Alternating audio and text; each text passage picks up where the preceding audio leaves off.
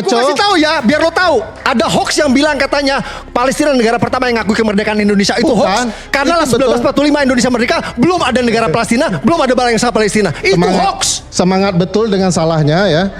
Bahwa yang dilakukan adalah bangsawan Palestina yang memberikan sumbangan kepada Agus Salim untuk bergerak di Timur Tengah dalam upaya kampanye kemerdekaan. Itu bukan hoax. Gak ada, tapi otak Anda saja yang tidak menangkap. Kita utang budi sama Amerika mungkin. Memang bicara seperti ini dengan mengungkap kekasaran, Bang Iman, saya ingatkan Bang Abang, ini ruang publik, ini sinyal publik. Omongan seperti itu wajib hukumnya bagi Anda mengusir dia. Secara konstitusional. Wajib hukumnya bagi Anda. Kalau lo ngomongin ngaco, dengan senang hati gue pergi. Sinyal publik. Gak usah lu usir, dengan senang hati gue pergi. Silakan. Terima kasih. Ketololan tidak dibutuhkan. Lu lebih tolol goblok. Gak boleh. Kita kembali saat lagi tetap bersama kami. Tidak boleh. Saya peringatan Anda. Kalau Anda tidak bisa, Anda tidak bisa. Anda tidak bisa tertib. Keluar. Keluar. Silakan keluar. Dia yang ngomong tolol gue duluan. Dia yang ngomong tolol gue duluan. Momen panas kembali terjadi di panggung rakyat bersuara ketika presenter Aiman Wicaksono dengan lantang dan tegas mengusir jongos penguasa Abu Gosok yang dianggap mengganggu ketertiban dan sok jago dalam perdebatan. Karena acara ini bukanlah ajang adu otot, melainkan adu argumentasi dan logika berpikir. Namun semua itu tidak berlaku bagi Abu Gosok. Ia malah membuat kekacauan dalam diskusi saat tak bisa membantah argumentasi dari Ferry Amsari, yang membuat Aiman langsung mengambil tindakan tegas dengan mengusir sang Abu Gosok. Bang Iman, saya ingatkan Bang Abang, ini ruang publik, ini sinyal publik. Omongan seperti itu wajib hukumnya bagi Anda mengusir dia. Secara konstitusional. Wajib hukumnya bagi Anda. Kalau lo ngomongin ngaco, dengan senang hati gue pergi. Sinyal publik. Gak usah lu usir, dengan senang hati gue pergi. Silakan. Terima kasih. Ketololan tidak dibutuhkan. Lu lebih tolol goblok. Gak boleh. Kita kembali saat lagi tetap bersama kami. Tidak boleh. Saya peringatan Anda. Kalau Anda tidak bisa, Anda tidak bisa. Anda tidak bisa tertib. Keluar. Silakan keluar.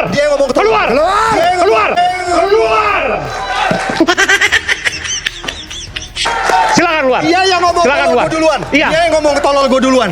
Perdebatan panas ini bermula ketika Abu Janda tidak menerima statement yang disampaikan oleh Ferry Amsari ketika membahas konflik panas yang terjadi antara Iran dan Amerika. Dengan gaya ngotot dan mengintimidasi, Abu Janda mengklaim dirinya paling benar dan apa yang disampaikan oleh Ferry Amsari adalah hoax. Tentu saja kebodohan yang dipertontonkan oleh Abu Janda langsung dibungkam dengan cerdas oleh Ferry Amsari, yang membuat Abu Gosok emosi naik pitam, tidak terima dipermalukan. Dan ingat, jasa Palestina terhadap Amerika, kalau tidak ada bangsawan dari Palestina yang menyumbang untuk kemerdekaan bangsa ini melalui Agus Salim, belum tentu juga kita merdeka. Jadi kalau main hutang-hutangan sejarah, sebenarnya kita punya hutang besar terhadap bangsa Palestina. Itu sebabnya seluruh presiden kita kecuali Prabowo. Gak ada utang sama bangsa Palestina. Utang apaan, Bang? Iya. Utang apaan bangsa kita ke Palestina? Utang apaan, Bang? Sabar. Lu jangan ngaco. Iya, Anda sendiri di Indonesia ini cuman Anda yang tidak ngaco. Gue kasih tahu ya, biar lo tahu. Ada hoax yang bilang katanya Palestina negara pertama yang ngakui kemerdekaan Indonesia. Itu hoax. Karena 1945 Indonesia merdeka, belum ada negara Palestina, belum ada bangsa Palestina. Itu hoax. Semangat betul dengan salahnya ya. Bahwa yang dilakukan adalah bangsawan Palestina yang memberikan sumbangan kepada Agus Salim untuk bergerak di Timur Tengah dalam upaya kampanye kemerdekaan. Itu bukan hoax. Gak ada, tapi otak Anda saja yang tidak menangkap. Kita utang budi sama Amerika mungkin. Memang bicara seperti ini dengan mengungkap kekasaran, Bang Iman, saya ingatkan Bang Abang, ini ruang publik, ini sinyal publik. Omongan seperti itu wajib hukumnya bagi Anda mengusir dia. Secara konstitusional. Wajib hukumnya bagi Anda. Kalau lo ngomongin ngaco, dengan senang hati gue pergi. Sinyal publik. Gak usah lu usir, dengan senang hati gue pergi. Silakan. Terima kasih. Ketololan tidak dibutuhkan. Lu lebih tolol goblok. Gak boleh. Kita kembali saat lagi tetap bersama kami. Tidak boleh. Saya peringatan Anda. Kalau Anda tidak bisa, Anda tidak bisa. Anda tidak bisa tertib. Keluar. Silakan keluar.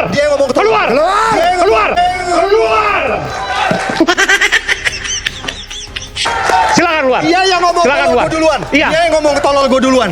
Dalam momen ini, jelas terlihat bahwa Abu Gosok hanyalah orang sok pintar yang diberi panggung untuk berbicara dengan basis perasaan.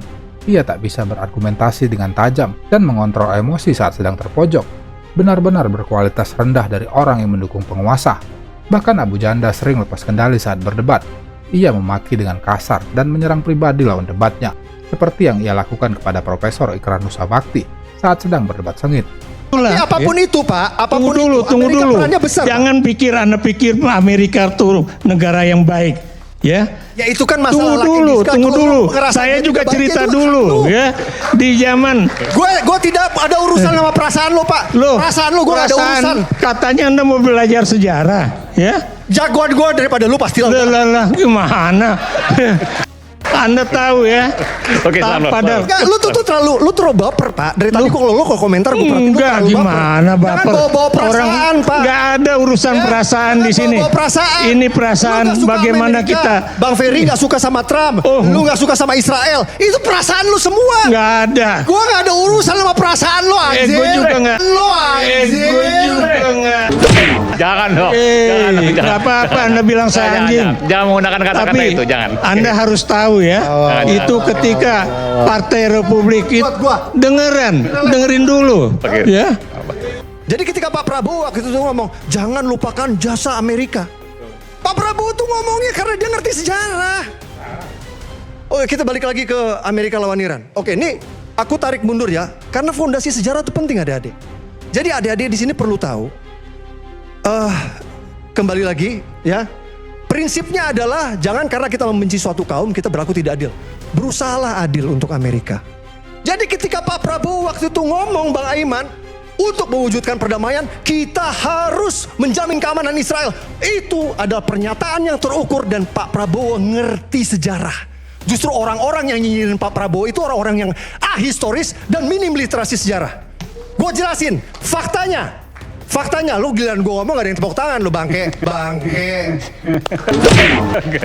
Jangan Jangan bangkit tepuk dong. tangan ke oposisi doang dong. Oke. Jadi ini faktanya Bang Iman.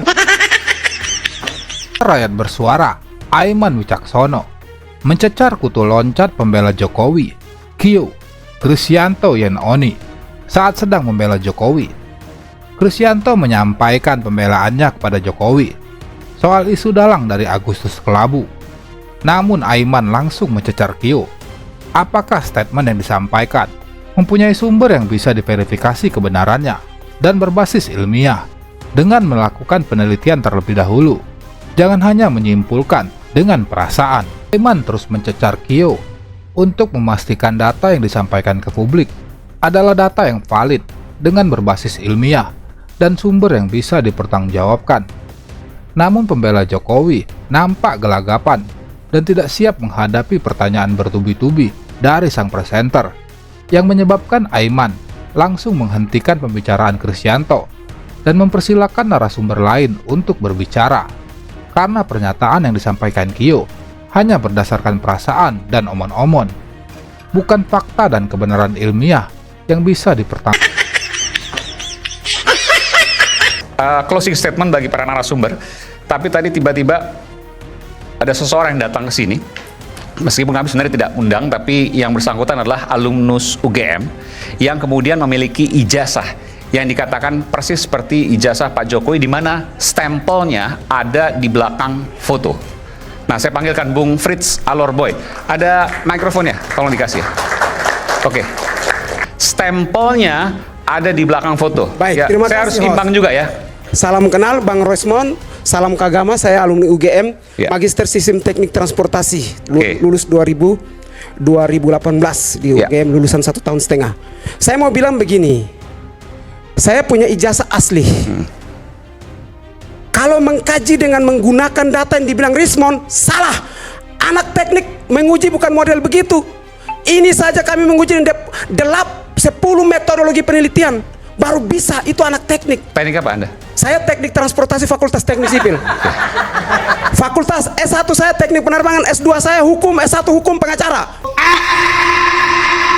Teknik transportasi. 4 gelar Om Rismond. Enggak, yang tadi Anda mau tunjukkan bahwa Saya mau tunjukkan. Oke. Teman-teman melihat. Ini ijazah mirip dengan punya Jokowi. Oke. Ya. Apalagi mengkaji dengan menggunakan data Bentar, boleh saya pegang? sekunder. Apakah statistik metodologi begitu bicaranya? Enggak, sebenarnya Anda mengatakan bahwa capnya di Saya mau belakang bilang foto. begini Bang. Tadi saya melihat memang seperti itu, tapi ternyata kalau kelihatan ada.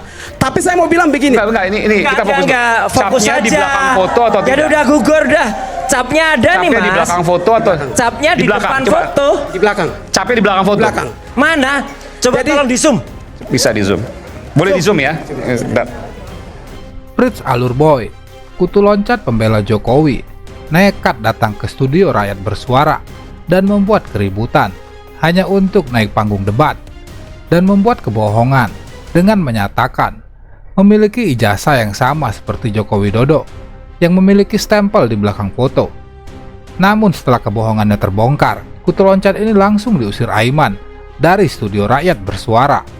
Oh, ini di sini. Udah jelas banget ini capnya ada di depan foto. Jadi memang Tapi saya ini mau bilang begini. ijazah Enggak, asli. ini enggak, kita biar clear dulu. Ini Enggak. capnya di depan foto berarti. Ada sedikit di sini. Ya Ternyata udah. ada di depan foto. Udah gugur. Oke, baik, Udah, baik. udah Oke. gugur. Tapi Tepuk begini. tangan. Oke, Sebentar, Tepuk terakhir, tangan, terakhir, gugur. terakhir. Ini Saya mau ada bilang sama begini. saya ya. Udah, Coba Rismon kita dan bandel. Roy Suryo. Udah, nggak ada. Roy Suryo ijazah. Gak Udah, usah. udah. Ijazah S3 tidak ada. Oke, baik, baik. Si Rismon ijazah S3 mana? Ya, oke. Tunjukin Rismon. Mana buktinya? Oke. Baris dua ya. Oke, baik. Baris sama dia. Masih Bang. Baris, baris. Oke, kita beri tepuk tangan. Oke. Jadi clear ya. Capnya ada di depan foto. Capnya ada di depan foto. Oke. Dan dia telah mempermalukan dirinya sendiri di depan rakyat. Oke, baik. Inilah ketua dari Ceboker Nusantara. Namanya ngakunya Agri Fanani, ya. Tapi nama sebenarnya adalah Thoyib, ya. Hanya karena dia pernah belajar di salah satu sekolah tinggi pertanian di Surakarta, maka dia menggunakan nama Agri, begitu. Tapi namanya adalah Thoyib Fanani. Apa lihat yang dia lakukan? Dia juga memfitnah saya dengan isi KTP saya yang beda, kemudian juga ijazah saya dikatakan tidak resmi dan lain sebagainya. Dan kalau kita lihat ya, dia terus serta nih antara lain melakukan menyebut respon buka 50 miliar. Ini kan konyol. Tapi yang paling konyol adalah kalau kita lihat apa yang dia lakukan. Itu kalau kita lihat track rekodnya dia, jejak digitalnya si Thoyib Fanani itu, lihat ini. Pembela Jokowi sekaligus ketua YouTuber Nusantara, Agri Fanani, kembali menjadi sorotan setelah Roy Suryo mengomentari ekspresi wajah lemas dan tegang yang diperlihatkan oleh Agri Fanani ketika menjalani penyelidikan di Polda Metro Jaya atas laporan polisi yang dilayangkan oleh Roy Suryo terhadap Agri Fanani yang diduga melakukan fitnah. Sepertinya Agri Fanani terkena senjata makan tuan setelah dulu mengolok-olok Roy Suryo dengan baju tahanan dan borgol. Namun sekarang malah ia yang terancam masuk ke dalam penjara. Tadi lihat ekspresinya si Thoyib Fanani, stres, hampir mirip-mirip kayak si Dr. Respon hasil lansianya para gitu ya. Tapi kalau Respon itu udah jadi zombie. Kalau Thoyib Fanani hampir zombie, jelek sekali. Dia nggak bisa tadi. Pada saat itu dia biasanya kalau dia keluar kan ya gitu. Kalau podcast kan dia gitu ya gitu di depan umumnya. Tadi nggak bisa, atau dia biasanya pakai macam-macam itu ya, menirukan. Tadi kayak kucing kecemplung selokan aja gitu ya, jelek banget gitu. Aduh, kayak ayam sayur lah pokoknya. Ya, alhamdulillahnya mulai hari ini ya itu sudah dipanggilin semua. Aduh, kayak ayam sayur dah tadi ketuanya. Tidak hanya merosting wajah lemas dari Agri Fanani, Roy juga membongkar jejak digital masa lalu dari Agri yang dinilai sangat tidak pantas dan kontroversial karena mengunggah konten-konten vulgar sebelum beralih menjadi termul dan ketua dari YouTuber Nusantara, kumpulan para pemuja setia Jokowi. Viral, nah ini. Jadi seputar TKW, tapi isinya seputar, maaf ya, seputar dada dan seputar paha saja di sini. Lihat tuh, jelek banget nih. TKW video call, ya kemudian di sini ada TKW marah, bayar setelah. Ini kan kalimat jelek banget nih kan, ini ya. Kemudian ini juga ada viral video TKW cantik lagi nganu. Lihat nih, isinya postingannya dia. Itu ada di Agri Fanani, ya. Tuh, TKW Hongkong, ya. Kemudian di sini terus TKW juga jualan apem. Waduh, open BO. Bahasa kayak gini nih yang merusak dunia digital Indonesia. Ini ada gambar bagus pramugari, tapi ternyata ngintip pramugari buka baju. Ya ini kontennya si Thoyib Fanani itu kalau mau tahu. Dan dia adalah ketua dari Ceboker Nusantara, ya. Bahkan ini ketika ada orang yang pernah janji mau buka baju itu, namanya Diana, ya, dia masih melakukan konten lagi tuh di sini. Nah ini kemudian dia isinya Thoyib Fanani kayak gini. Kemudian nih, ini kan jelek banget bahasanya. Bangladesh baca sendiri deh, saya nggak kuat sampai bacanya. Ya pokoknya, wah inilah isi daripada Toyib Panas.